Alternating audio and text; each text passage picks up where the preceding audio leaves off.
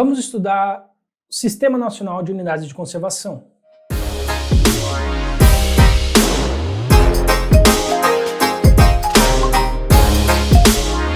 Vamos lá, pessoal, estudar alguns conceitos importantes do Sistema Nacional de Unidades de Conservação da Natureza, o nosso SNUC, né? O SNUC, pessoal, ele é instituído pela Lei 9985 de 2000, né? Lei 9985 de 2000, e dentro dele a gente tem uma série de conceitos, de definições que toda hora aparecem em prova. Então a dica de hoje é para você que quer conhecer um pouco mais, né, do SNUC, mas sem entrar tanto naquele âmbito das unidades de conservação em si, né, das diferenças de categoria de unidade. A gente vai ver conceitos que são trazidos pelo SNUC e que vira e mexe aparecem em prova, tá? Então o primeiro conceito que a gente vai ver é o conceito de unidade de conservação. Né? O que é uma unidade de conservação? É um espaço territorial, considerando também os seus recursos ambientais, né, as águas que ali estão presentes, que seja legalmente instituído pelo poder público. E aí quando fala legalmente instituído pelo poder público, não é que é instituído por meio de uma lei. Não necessariamente. Pode ser uma lei que cria uma unidade de conservação? Pode, né? Mas a gente estuda lá no SNUC, na Lei 9985, que é um ato do poder público que vai criar. E a lei não especificou que tipo de ato. Então a gente subentende-se que pode ser um decreto que se crie uma unidade de conservação. A gente tem várias unidades criadas por decreto, tá? Então, decreto pode criar unidade de conservação? Pode, tá? Pode. Mas aqui, ó, para definição, a gente entra com a palavra, com o termo legalmente, tá? Que alguns podem relacionar estritamente à lei, mas não, aqui está falando de uma forma mais geral. Com objetivos de conservação e limites definidos, sob regime especial de administração, a qual se aplicam garantias adequadas de proteção. Ou seja, as unidades de conservação são áreas que são protegidas por alguns motivos importantes, para proteger a flora daquele local, para proteger a fauna daquele local, para proteger o habitat de diversos organismos, proteger a biodiversidade, conservar, realizar atividades de ecoturismo, realizar atividades de conscientização ambiental, educar as pessoas que ali moram, né? Preservar determinados recursos importantes, uma região de beleza cênica, uma região que tem atributos importantes de biota, né? Exemplares raros de determinado organismo, determinada espécie. Então são várias as possibilidades, né, os atributos e as importâncias daquele local a ser protegido. O fato é que aquele local vai estar sujeito a um regime especial de administração, né? Certas coisas não vão ser permitidas ali, certas coisas vão ser permitidas só ali, dependendo, né? Mas é um local de maior restrição, de maior proteção ambiental, não é qualquer coisa que você faz numa unidade de conservação, tá bom? O que mais? Outro conceito importante aqui. Conceito de diversidade biológica. Quando a gente fala de diversidade biológica, a gente pode falar também de biodiversidade, né? É a mesma coisa. Biodiversidade ou diversidade biológica é a mesma coisa. E aí a definição da lei do SNUC é a variabilidade, né? A diversidade biológica é a variabilidade de organismos vivos de todas as origens. A gente compreende, ó, os ecossistemas, compreende a diversidade entre espécies e de ecossistemas. Quando a gente fala de um ecossistema diferente de outro, a gente está falando de uma diversidade biológica. O Pampa Gaúcho é totalmente diferente do Cerrado, do Centro-Oeste, totalmente diferente da Caatinga do Nordeste, né? Do Pantanal Mato-Grossense, da Mata Atlântica. Cada um desses biomas ou os ecossistemas, se a gente começar a subdividir mais, eles vão ser diferentes. Então essa variabilidade está dentro do conceito de biodiversidade ou de diversidade biológica. Quando a gente fala de uma diversidade entre espécies, também, né? Nós somos de uma espécie, Homo sapiens, a gente tem espécies próximas a gente, espécies mais distantes, mas a gente tem uma variabilidade grande, né? Em determinados locais, essa variabilidade aumenta. Quando a gente tem um aumento dessa variabilidade, uma maior quantidade de espécies no mesmo local, a gente aumenta a diversidade biológica. Por isso que quando a gente desmata, retira uma mata, né, nativa, que tem ali milhares, centenas de milhares de espécies diferentes de flora, de fauna, né? A gente tira isso e planta uma única espécie, por exemplo, soja, milho, cana-de-açúcar, é uma única espécie, inclusive atualmente é geralmente uma espécie clone, né, feita em laboratório, todos os indivíduos realmente são idênticos geneticamente falando. Você reduz drasticamente a diversidade biológica, você reduz drasticamente a biodiversidade desse local. Era um local rico em biodiversidade, com uma variabilidade de espécies, e agora não, tem uma única espécie. Isso vai empobrecer demais aquele local, ambientalmente falando, ecologicamente falando, em termos de qualidade de solo, o habitat de diversos organismos, né? Tem organismo que não vai mais conseguir viver ali e assim por diante. E também a variabilidade dentro da própria espécie. Então, dentro de uma espécie, é o que eu falei, a gente tem, se você pega uma espécie, mesmo de agricultura, né, mas que não seja aí geneticamente modificada, feita em laboratório e tudo mais, né, para ser idêntico, você tem variabilidades dessa mesma espécie, né? Você tem indivíduos com variáveis diferentes dentro da mesma espécie. Isso também está dentro do conceito de biodiversidade e diversidade biológica, tá? Outro conceito importante, proteção integral. É muito importante conseguir diferenciar proteção integral de uso sustentável. Falou em proteção integral, vocês vão lembrar de manutenção dos ecossistemas livres de alterações causadas por interferência humana, admitido apenas o uso indireto dos atributos naturais. E quando a gente falar de uso sustentável, a gente vai falar de exploração sustentável, de exploração daquele ambiente de forma a garantir a perenidade, a continuidade dos recursos renováveis. Então, pessoal, quando a gente fala de proteção integral, a gente está falando que não pode haver o uso direto dos recursos. O que é o uso direto?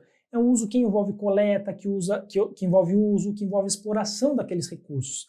Apenas uso indireto, né? Você está usando ali aquele local, por exemplo, se você entrar num parque nacional, que é uma unidade de conservação de proteção integral, que em princípio só admite o uso indireto, né, em regra, você não pode coletar até uma maçã ali, eu vou coletar na macieira. Não pode, tá? Nem isso pode fazer. Claro que assim, há exceções, né? Estou fazendo uma pesquisa, preciso fazer uma coleta, né? Para fins científicos, etc. Se tem uma autorização, você consegue.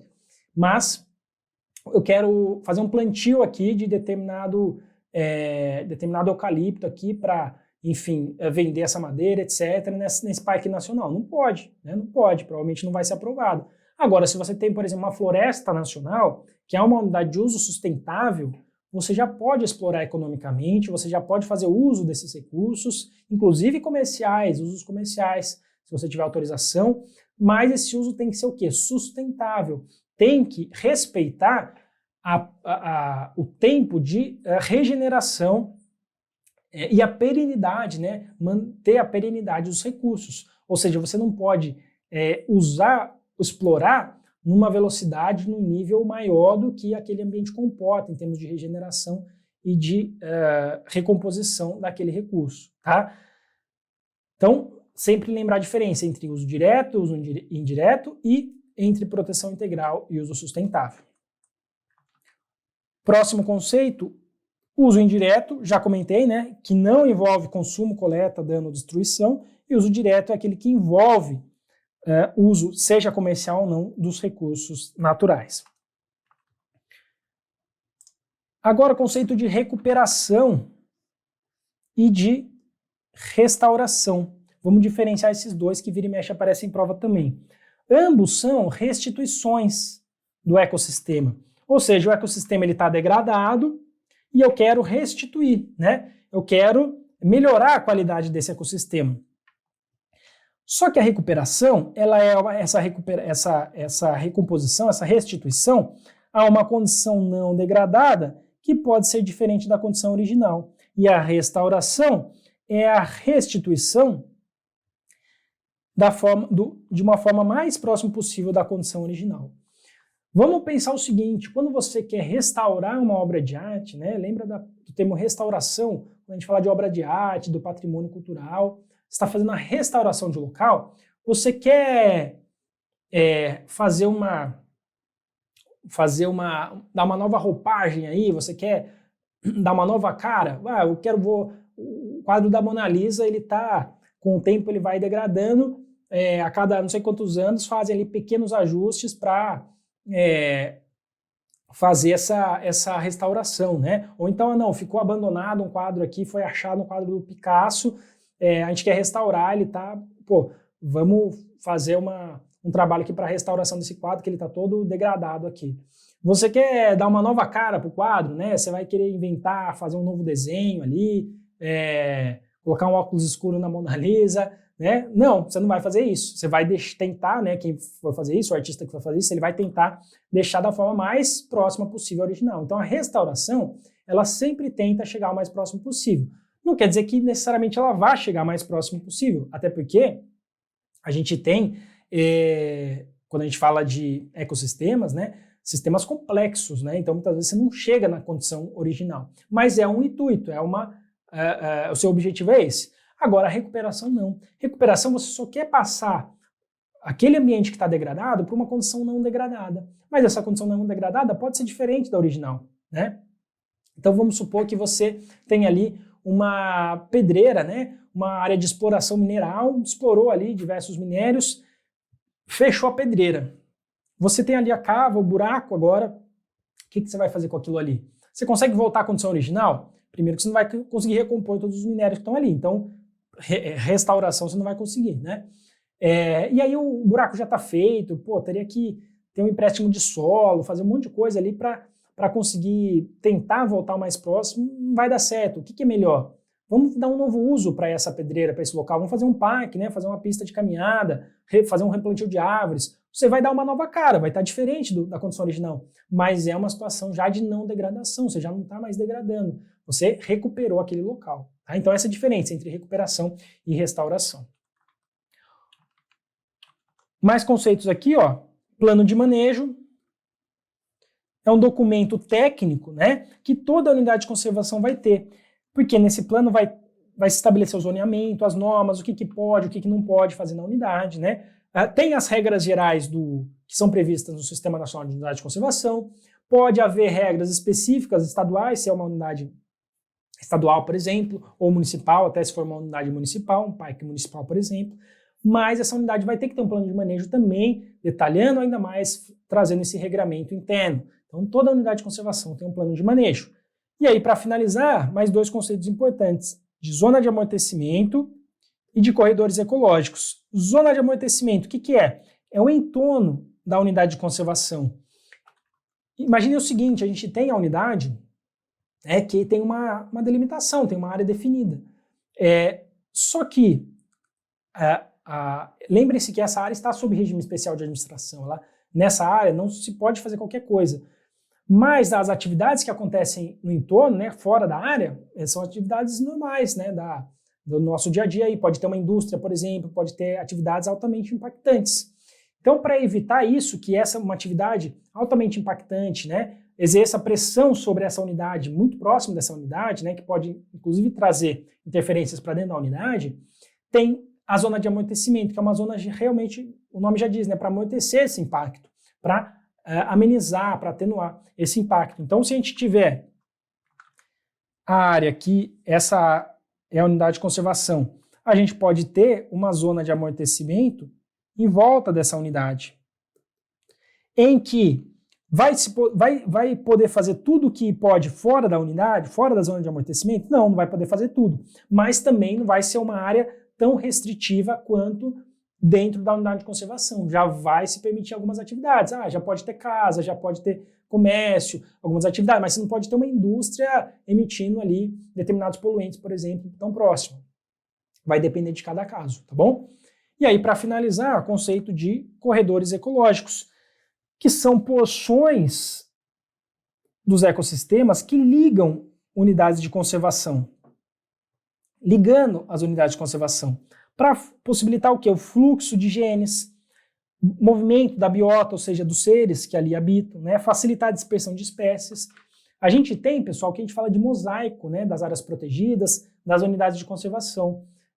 A gente tem isso mapeado no Brasil, quais são as unidades, onde elas estão localizadas, e o ideal é que a gente estabeleça ligações entre essas unidades, para que a gente tenha um mosaico e a gente consiga favorecer essas espécies que ali habitam, né? Porque imaginem só, quanto mais recortado, né, essa paisagem, essas áreas protegidas, mais você vai limitar o alcance de determinados seres vivos, de determinadas espécies. Então você tem uma onça, por exemplo, que caminha quilômetros, às vezes, né, todos os dias, ela precisa de uma área muito grande para morar. O habitat dela é esse, para buscar alimento, etc. Se você limita muito, deixa ela numa unidade de conservação pequena, sem ligação com outras unidades, você vai, com o tempo, você vai matar essa família, né, esse indivíduo, se for o caso. É só um exemplo, né, mas a ligação das unidades, das áreas protegidas, ela é importante por uma série de outros motivos. E os corredores ecológicos, eles exercem essa função, tá? Então tem uma unidade aqui, uma outra unidade aqui, a gente tem um corredor, uma faixa, né, de mata preservada, não é a unidade em si, é o corredor ecológico que liga essas duas unidades, ou às vezes até a mesma unidade, dependendo, tá bom? Certo, pessoal? Eram esses conceitos que eu queria trazer para vocês. Até uma próxima dica. Tchau, tchau.